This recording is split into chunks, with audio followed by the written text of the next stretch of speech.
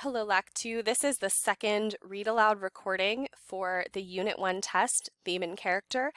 This recording will be the read aloud for the cold read passage, The Show Must Go On, in addition to questions 9 through 15. The show must go on. Tessa received the letter in an oversized lavender envelope with a silver star across the addressee space. She knew what it was before she opened it due to a system error earlier that week that had sent out emails to the accepted students. She still opened it slowly to build anticipation, just like she had planned to do back when she first applied. Congratulations on your acceptance to the Hollywood Summer Stars Teenage Film Program. Please see script submission deadlines below and report to Studio 14 on the appropriate date. It was everything she had hoped for since 6 months prior when she had turned over her carefully crafted application. On June 24th, Tessa stood outside Studio 14 clutching 2 binders to her chest. One contained her shooting script, which was several development stages ahead of where the program expected it to be. The second binder contained a summer-long schedule she had composed for herself, detailing the upcoming weeks and the progress she planned to make on the film. Tessa's mother had poked fun at her elaborate preparations, encouraging her to use some of her free time for actual fun before camp took over her summer vacation. Her mother didn't understand that for Tessa, this was fun. The camp arranged students in pairs to provide feedback to and support for one another. Tessa's fondest aspiration was to be matched with someone similar to her or related to someone famous who could maybe provide an exotic outside perspective on her work.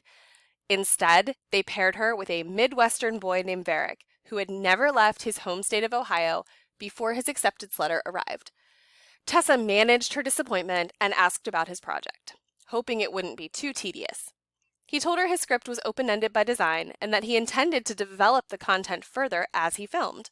Tessa thought that approach amounted to wasting a golden opportunity to make a masterpiece under professional supervision. The first week of filming went smoothly, and Tessa managed to accomplish every single task on her extensive to-do list. The second week was less productive. The obstacles began Tuesday morning when storms appeared on the horizon. Tessa wasn't an amateur planner, so she had penciled in the possibility of poor weather. However, she had not imagined the possibility of 3 consecutive overcast days taking place in a single week in Los Angeles. By Thursday, her mood soured, and she berated the clouds overhead for their interference. Through it all, Varric urged her to change it up and capture some of the fascinating skyscapes provided by the uncooperative weather. Tessa grew frustrated with his intrusion and reminded him for the umpteenth time that her film had nothing to do with storms. The fourth week marked the halfway point for the camp. Tessa reviewed her footage methodically, and she was chagrined to find it was underwhelming. Her special effects work was clearly rushed due to a double booking that had derailed her previous week. Some of her shots lacked continuity, which she supposed was the result of lighting woes from the storm.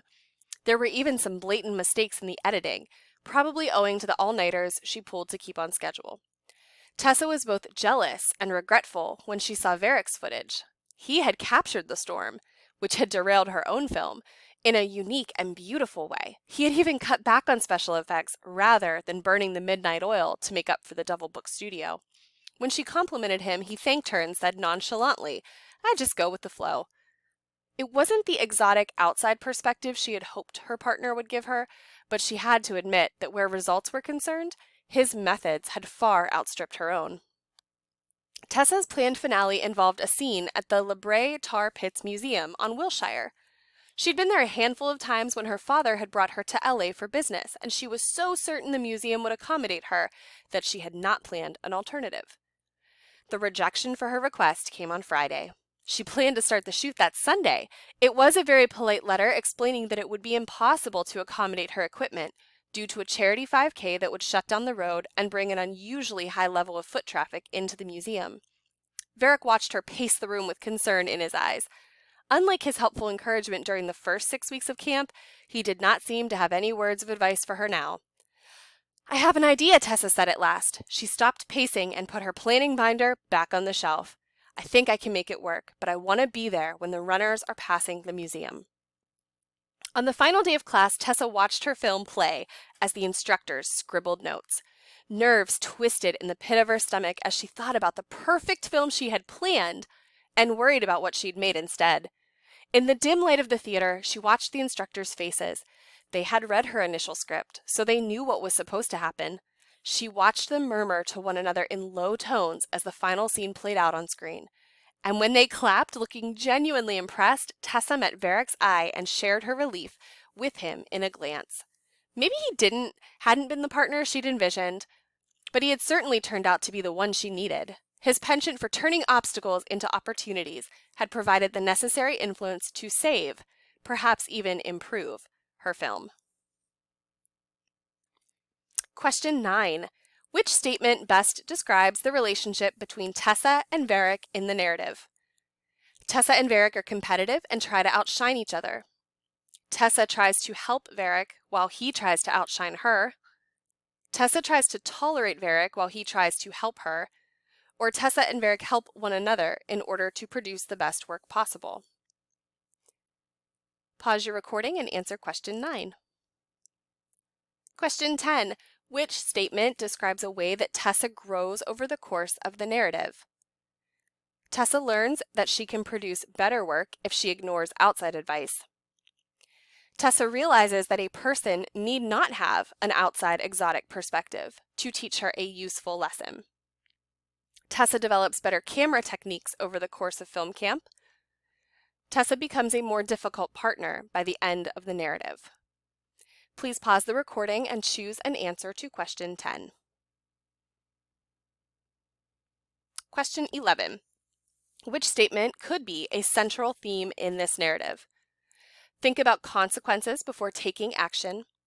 First impressions often prove true. The willingness to be flexible is needed to achieve success. Learning from the past brings new growth. Please pause the recording and choose an answer to question 11. Question 12. Reread paragraphs 4 and 5. Which line from the text best reflects the theme statement from question 11? Through it all, Varric urged her to change it up and capture some of the fascinating skyscapes provided by the uncooperative weather. There were even blatant mistakes in the editing, probably owing to the all-nighters she pulled to keep on schedule. Tessa was both jealous and regretful when she saw Varric's footage. Tessa wasn't an amateur planner, so she had penciled in the possibility of poor weather. Please pause the recording and choose an answer to question 12. Please remember that question 11 and question 12 work together, so be sure that the theme statement you chose in question 11 is supported by the quote that you chose in question 12. Question 13. Which of Varric's character traits helps most in developing the theme of the passage? His sense of humor, his charm, his adaptability, his strive for perfection. Question 14. Which statement best describes Tessa's character and how she interacts with Varric? Tessa is a complex character who aids in Varric's development. Tessa is a complex character whose development evolves due to her interaction with Varric. Tessa is a flat character who exists to teach Varric a thematic lesson. Or Tessa is a flat protagonist for whom Varric remains an antagonist. Please pause the recording and choose your answer to question 14. Question 15. How is the setting of The Show Must Go On important to the development of Tessa's character? It enables Tessa to reach the goals she planned to achieve. It helps Tessa to realize that working in the film business is too difficult to her. It teaches Tessa the importance or significance of teamwork. It enables Tessa to develop flexibility as a filmmaker and as a person. Please pause the recording and choose your answer to number 15. Then spend some time checking all of your responses for the cold read passage and questions 9 through 15. If you have any questions, please reach out to your LAC 2 teacher and have a great day.